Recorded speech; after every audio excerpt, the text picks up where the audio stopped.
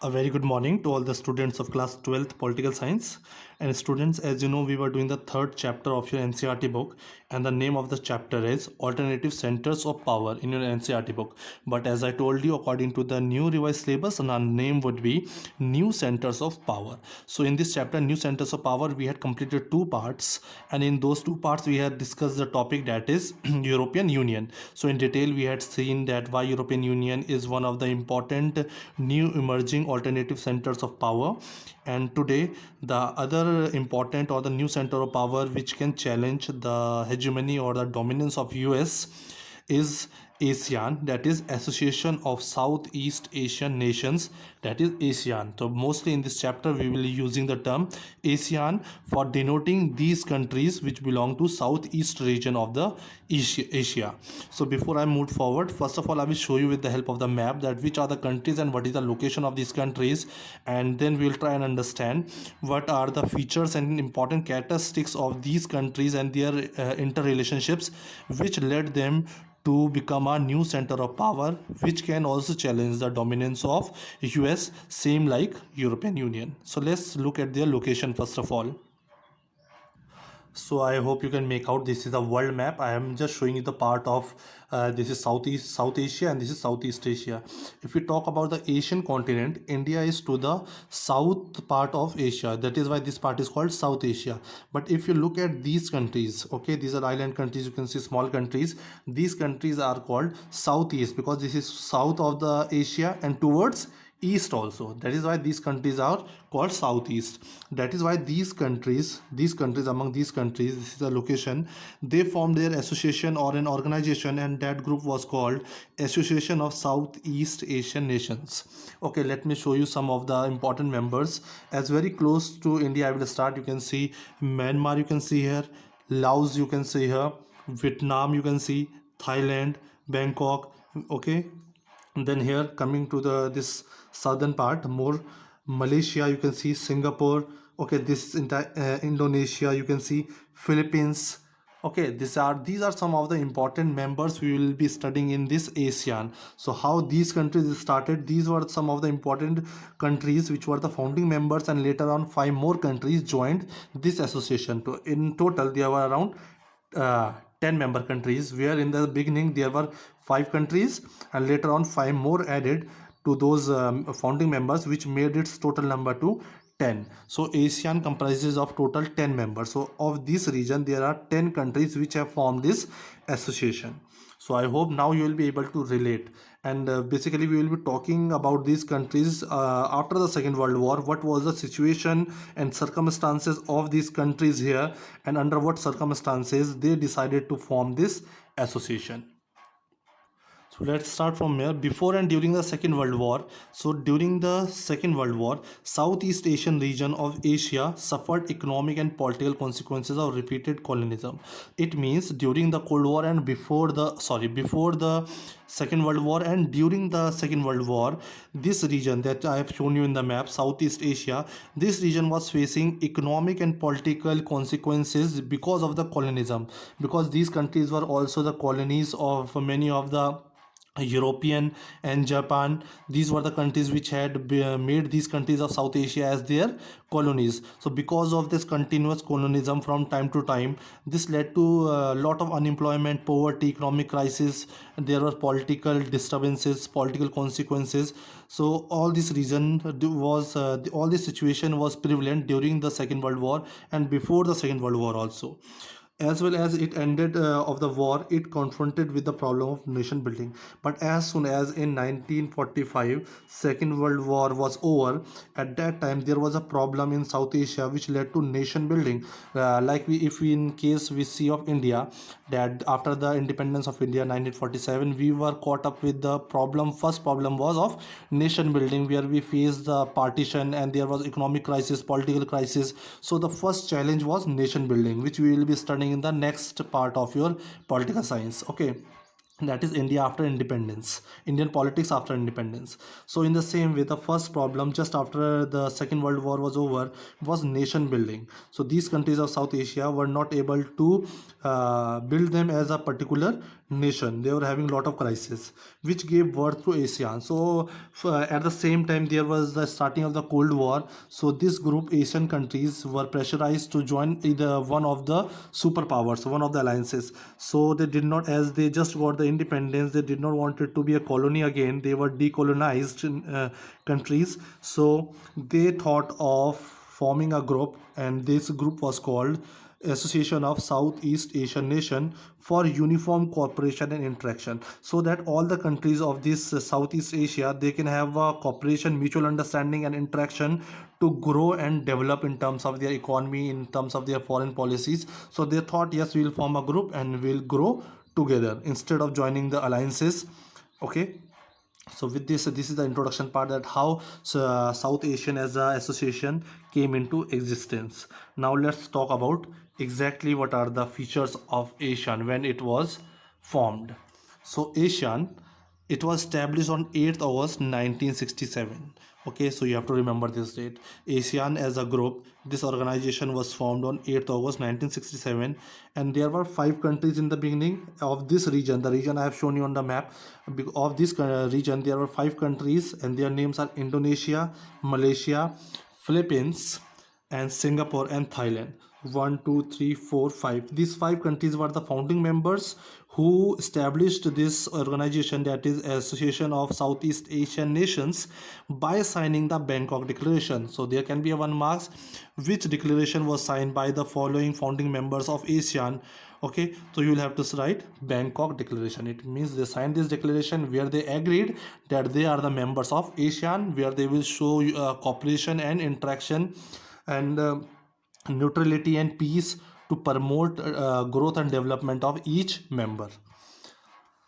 Later on, after some time, you will see 5 countries included were 5 more countries joined this association, which was Brunei Darussalam, Vietnam, Laos, PDR, Myanmar, which is now Burma, and previously it was Burma, now it is Myanmar, and Cambodia made it 10 to 10. So later on, these 5 countries of the same region also joined the association, and this led to the strength or the total number of the founding members or the members of ASEAN equal to 10 members. Now the members of ASEAN group was 10. So okay, now there you have to remember which were the 5 countries who were the founding members and which are the countries which later on joined this association. So that is why I have written them separately. The next thing which you should keep in mind, and question comes relating to the symbol or the flag, basically the symbol. I will show you in the book also. See, it's written here, this is a flag, this is the flag of ASEAN. So this association had their own flag, and these are, what are these, let's see what it signifies. So in the Asian logo, you'll find 10 stalks of paddy rice. These are the 10 stalks of paddy rice. Okay, represent the 10 South Asian countries. 10 because there were 10 members. That is why these sticks are 10 in total number. And what does they represent? What does they signify? As they are tied together, you can see एक साथ बंधे हुए. It means it is showing the solidarity, unity, or the friendship among these 10 members of ASEAN of Southeast. The circle, what does the circle represent or signify? The circle symbolizes a unity, that these 10 members are all together, they will support each other, they will with mutual understanding, they will grow and develop, but all together, there will be no differences. So this is showing their unity, this circle. Okay, the circle symbolizes the unity of ASEAN, so you should know this. So as I told you, it was established on 8th August 1967. From 1967 till 2003, we will see how it has grown, how it has moved forward to be more strong and to grow. Okay, so from 1967 till 2003. So by 2003, ASEAN had several agreements in place by which member state promised to uphold peace, neutrality, cooperation, non-interference. So by 2003, these 10 member countries of ASEAN, they had promised and they had signed many agreements with each other, where they were trying to uphold and they were trying to promote peace, to bring peace and security in this region on amongst these 10 members. Neutrality, it means, as we saw in the case of USSR, where Russia was showing its dominance. It means all the members are not treated equally there. Russia was having the more power, but here all the members will be neutral. There will not be anyone who will be dominating the other. Neutrality, they will not be forming any groups within these 10 countries. They will show cooperation with each member, non-interference. But in the case of European Union, you saw how European Union was having common foreign policies, common security policies, common currency, flag, anthem, everything. But here they will be cooperating, they will promote peace, neutrality, they will support each other, they will cooperate, but they will be non-interference. No country will interfere in the internal affairs of the other country. It means we will respect the sovereignty, we will respect the countries, or we will respect the democracies or whatever ideology a particular country is following in Southeast Asia. But along with that, we will not interfere in their internal matters. Although we will together promote peace, we have signed security lot of agreements, but we will not interfere in the internal matters. We will not interfere in the internal matters, and also we'll respect for the national differences and sovereign rights, because those are the different countries having different cultures, different rituals, different patterns, different ideologies.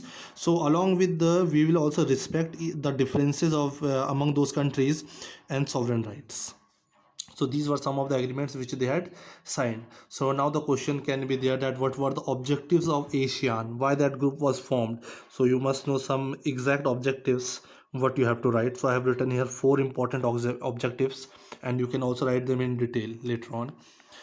So the first objective is primarily to accelerate economic growth. If we know, whenever an association is formed, because there are economic crises, or they have just got the freedom or independence, they are just decolonized new countries, the first aim would be to grow themselves economically strong. So accelerate economic growth. Okay, every country is looking for this. First of all, as European Union was as a union, first of all, later on it became a political union. So in the same way, ASEAN also first of all focused on to grow its economy, but its aim was that whenever we'll grow our economy, with that we'll have the social progress and cultural development. Yet it is obvious, if we will have economic development, economic growth in our country, that would automatically lead to social progress and cultural development, because economy plays the most important role for the growth and development of any society. If we are economically strong, we are growing, our status is good, we can have a social progress and cultural development. So this was the first objective, where they were to focus and accelerate their economic growth. Secondary objective was to promote regional peace and stability. This we have read here also, as I told you, in 2003. By 2003, they had signed many agreements, all these 10 members. So by all those 3 agreements till 2003, they had signed many agreements through which they were promoting peace and stability based on rule of law and principles of United Nations Charter. So they were promoting peace, security, foreign policies. So everything which they were establishing in their system, in their structure, they were doing it according to the rule of law, and these rule of law and principles were of United Nations Charter. So exactly we can say they were following the United Nations Charter or the rule of law which were of United Nations. Same rule of law and principles they were implementing to their association. Now, territorial disputes should not escalate into armed confrontations. Another aim was, they knew, if we have to grow, if we have to develop economically, military, technologically, we should avoid wars, because if we fight any war, our economy goes back 10 years back at least. So they did not wanted that. As an association, they wanted to grow like European Union. So they had decided that whatever disputes, territory disputes, boundary disputes we have, we will try to solve them through various negotiations, through various debates. We'll sit and we'll find the solution, but we will not escalate those disputes into armed confrontation. It means there will be no physical wars between the member countries relating to the territorial disputes, because we know when we are living in the same region like India, China, Pakistan, okay, so these are the countries where we have always boundary issues. So that is why the South Asian countries decided that these territorial issues should not escalate into armed confrontations. So this was the third objective. Now the fourth objective is to create free trade areas. Now they said that now we are going to create some areas which will be called as FTAs, free trade areas, where people or other countries and the member countries can invest labor and services.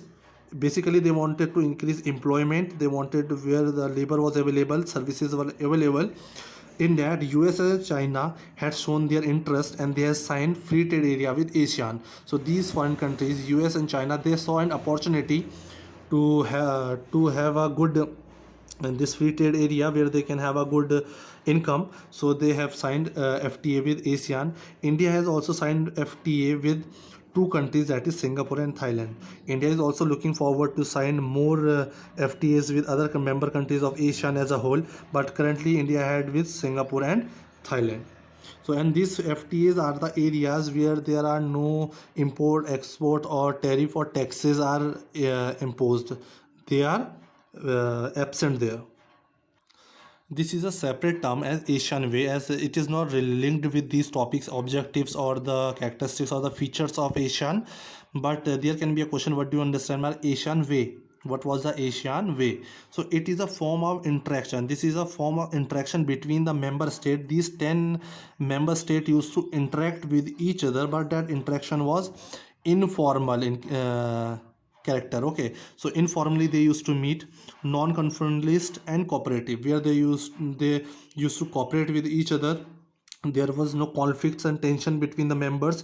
Informally they just used to meet, like we celebrate some functions, we have our various festivals. In the same way, we can say this was like a festival also, where these member states met in a informal way, they in a cooperative way, and they promoted supranational structures in association of, where they talked about how they can make this association, that is ASEAN, into a supranational structure like European Union. So they planned, but it was all informal in nature. That's called Asian way. Okay, as I've told you, by 2003, they had signed many agreements amongst all the members, and let's see what else they had done till 2003. That is from 1967, when it was established. From 1967 and in 2003, the Asian community established the following three pillars. So Asian had a community, as we saw in the case of European Union, they had various communities: economic community, political community, okay, to promote themselves as a superpower at a, so that they can challenge the dominance of US. In the same way, now by 2003, Asian had made a community, and that community had three pillars. Let's see what was Asian community and three pillars. So it means the Asian security community. These pillars were: the first one was the Asian security this community. Let's study about Asian security community. Solve territorial disputes. So what was the responsibility of this group, this association, security community? To solve the territorial disputes and not to escalate into armed confrontations, as I have already discussed in the previous section, that they did not wanted that their territorial disputes should escalate into armed conflicts. Through dialogues, they wanted to solve these disputes or territory disputes through dialogues and negotiations. Also promote regional peace. They wanted there should be regional peace. There should not be any boundary issues, like we are into conflict with China and Pakistan. Because of that conflict, lot of economy, lot of arms, ammunitions are wasted. Okay, so they did not wanted this. So they also wanted that these problems should be solved by dialogues and negotiations or various agreements. So this was a job of ASEAN security community. By 2003 only, ASEAN had several agreements in place by which member states promised to uphold. As this we have already discussed, by 2003 these member states had signed various agreements where they promised to uphold peace, neutrality, cooperation, non-interference, and also respect for national differences and sovereign rights. Okay, so this also came under the Asian security community. And also one of the important thing which you have to remember, the Asian Regional Forum. This association and that Asian security community or Asian community, I will just make, this was a structure here. Asian community, it had three branches. Okay, first branch was the Asian security community, and the other was economic community, and the last was socio cultural community. Okay, so this was the, we can say, the structure of Asian community, or the Asian organization had its three pillars. So we are studying about the first, security community. So under this security community, we had formed one. Under this only, we had formed ARF. There can be a direct question. What do you understand by ARF? So you will have to answer. What do we understand by ARF? It is ASEAN Regional Forum. This I am showing you here now. ASEAN Regional Forum, okay, ARF in short. It was established in 1994, and what was the purpose of establishing this particular forum under the security community? So coordination for security and foreign policy. It used to coordinate amongst the various members of ASEAN in terms of their security, promoting peace and security, and for their foreign policy. So this was the job and the objective of ARF, to look into the coordinations and security and foreign policy of these members of ASEAN. With this, we are coming to the end of security community. Now let's talk about the another second branch, that's economic community, ASEAN Economic Community. So first of all, economically, as I told, their first aim and the first objective was to escalate and increase their economy. To increase their economy and to become stronger, they had the common market for Asian countries and produce goods. So all these countries of Asia, the location I have shown you in the map, they had decided and they had a common market where each of them sold their produce, and instead of exporting and importing the goods outside their region, they thought of gaining all the profits themselves. So they had a common market where all the member countries of ASEAN, they came and sold their produce, okay, so that all the profits were absorbed by the members of its own association. Also, ASEAN is smaller economy. Although we can say ASEAN is a smaller economy, then if we compare the economy of Asia, of ASEAN with US, European Union or Japan, it is very small as compared to US, European Union or Japan. But if we talk about the growth rate at which it is growing, so the Asian economy is growing at a very fast rate, okay. So in comparison to US, EU and Japan, its economy is growing at a faster rate. Although if we compare, it is less than US, EU and Japan. But if we talk about the rate of growing of economy, this Asian is growing in a very fast rate. ASEAN created FTA, as we have talked about, free trade areas we had installed for where we can have investment, labor and services, where the foreign countries also had invested like US, China and India. Now this is the third branch or the third pillar, we can say. So there can be a question, what are the three pillars of Asian community or ASEAN? So you will have to write about the ASEAN security community, ASEAN economic community and the ASEAN socio-cultural community.